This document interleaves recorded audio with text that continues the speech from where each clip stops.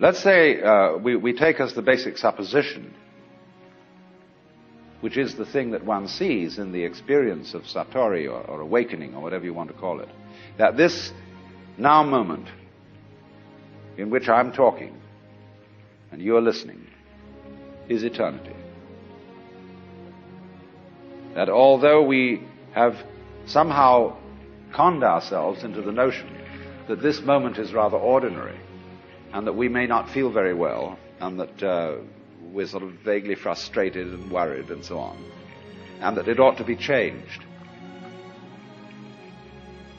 This is it. So you don't need to do anything at all. But the difficulty about explaining that is that you mustn't try not to do anything, because that's doing something. And how to explain that? Because there's nothing to explain. It is the way it is now, you see. And if you understand that, it will automatically wake you up. That's why Zen teachers use shock treatment to sometimes why they hit people or shout at them or create a sudden surprise.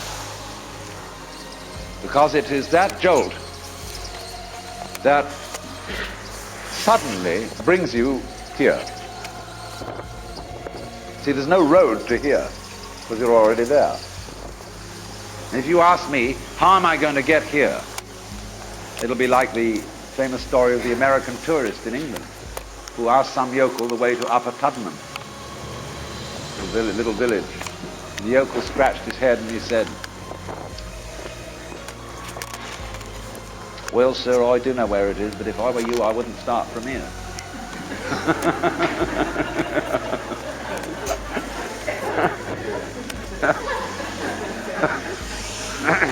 So you see, when you ask, how do I attain the knowledge of God? How do I attain nirvana, liberation? All I can say is it's the wrong question. Why do you want to attain it? Because the very fact that you're wanting to attain it is the only thing that prevents you from getting there.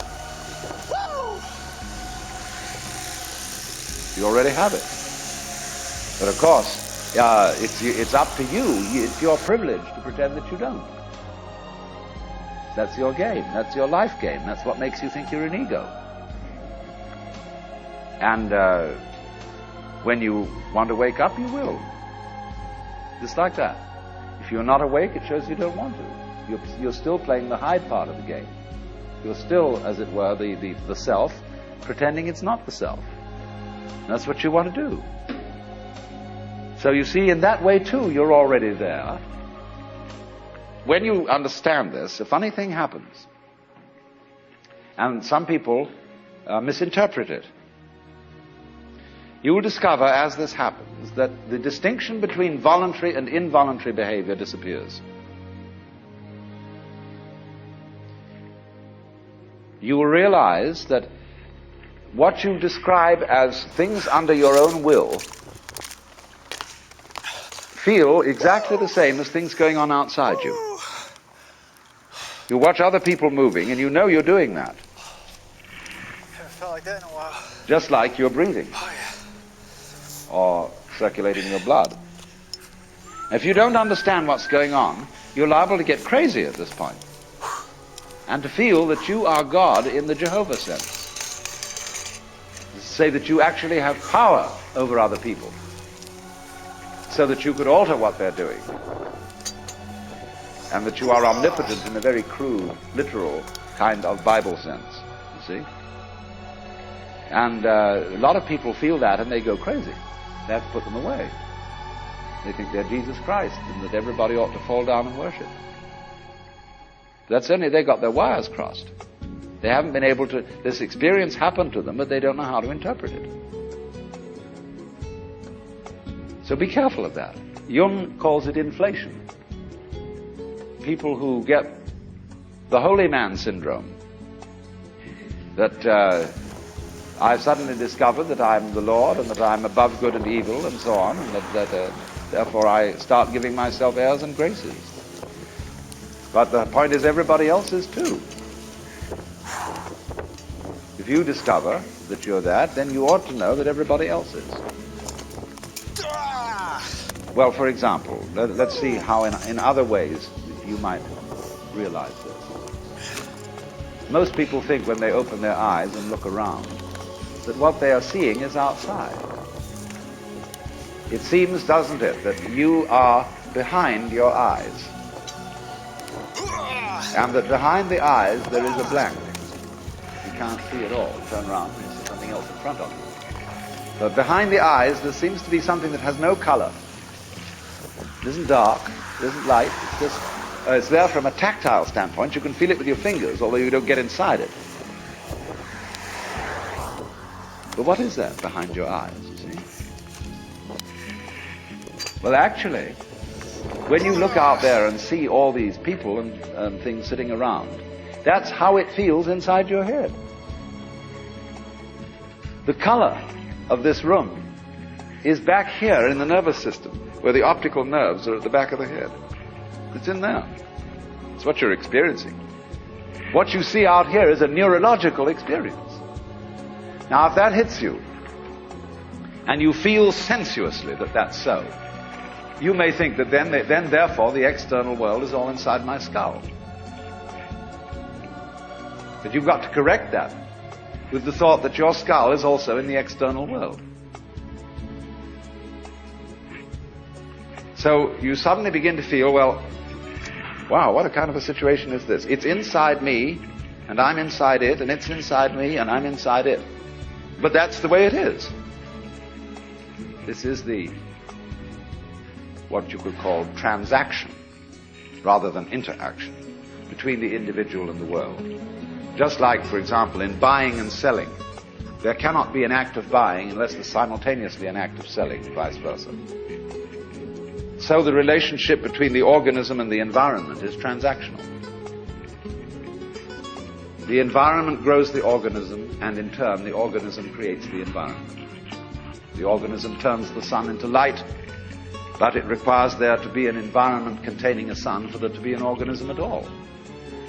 And the answer to it is simply, they're all one process. And it isn't that organisms by chance came into this world. Put it rather that this world is the sort of environment which grows organisms. It was that way from the beginning. Just in the same way, the organisms may, in time, have arrived in the scene, or out of the scene, later than the beginning of the scene. But from the moment it went bang in the beginning, that's the way it started. Organisms like us sitting here, were involved in it. You see, look here, let's take the propagation of an electric current. I can have an electric current running through a wire that goes all the way around the Earth. And here we have our power source, and here we have a switch. Here's the positive pole, here's the negative pole. Fifth time. Now, before that switch closes, the current doesn't exactly behave like water in a pipe. There isn't current here waiting to jump the gap as soon as the switch is closed. The current doesn't even start until the switch is closed from the positive pole. It never starts unless the point of arrival is there. Now, it'll take an interval for that current to get going and circuit if it's going all the way around the Earth. It's a long run. But the finishing point has to be closed before it will even start from the beginning. In a similar way, although in the development of any physical system, there may be billions of years between the creation of the most primitive form of energy and then the arrival of intelligent life. That billions of years is just the same thing as the trip of the current around the wire. It takes a little time. But it's already implied. It takes time for an acorn to turn into an oak. But the oak is already implied in the acorn.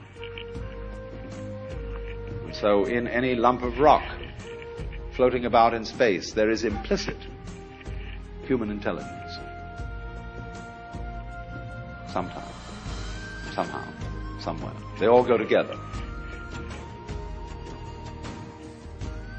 So don't differentiate yourself and stand up against this and say, I am a living organism in a world made of a lot of dead junk, rocks and stuff.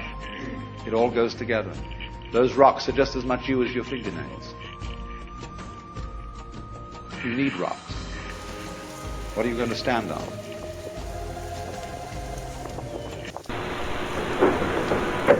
It's curious, very, very odd, and yet nobody realizes it, that human beings are brought up to feel as if they were strangers in the world. We are given a sense of our own existence that is in flat contradiction to the facts of nature. Although, in its own way, there is something natural about that, because nothing can happen at all that is not in some way connected with an elaborate scheme, not a scheme that, as it were, had a plan in mind, but nevertheless a scheme that is musical in its nature.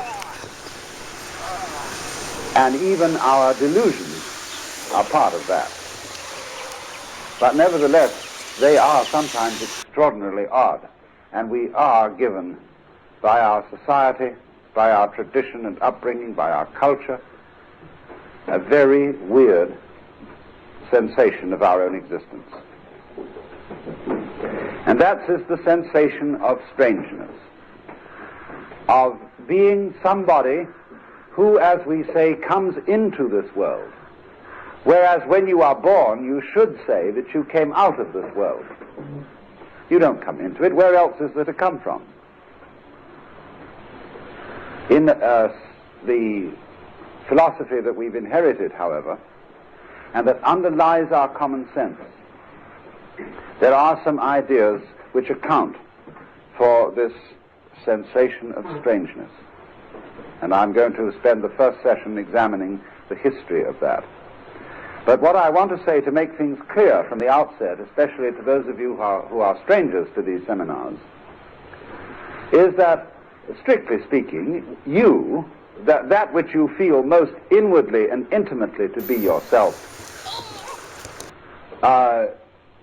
is obviously part and parcel of the work. We might say the plays.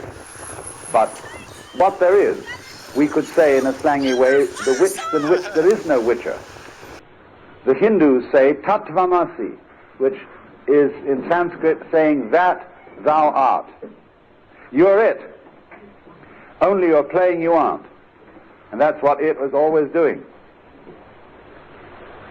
But basically, never fear. What is absolutely central and fundamental to you is what the Christians might call God or the Godhead, and you're pretending you aren't. And you're pretending very cleverly, so that the illusion is extraordinarily convincing. Or if we put it in terms that do not require these, what we today call mythological concepts of God or Brahman or whatever, we can simply say that every individual is what the total cosmos is doing at a place called here and now, or a place called I. I is a pronoun of position, like this, here, so on. And so that's the way things actually work. And anyone can see it, and it can be proved to the satisfaction of anybody by purely physical evidence. Only we are trained to feel the exact opposite, you see, that we are little creatures sort of looking over our shoulders and wondering where the hell we are and what's going to happen next, and that this isn't our arrangement at all, and that we're caught in a great cosmic trap.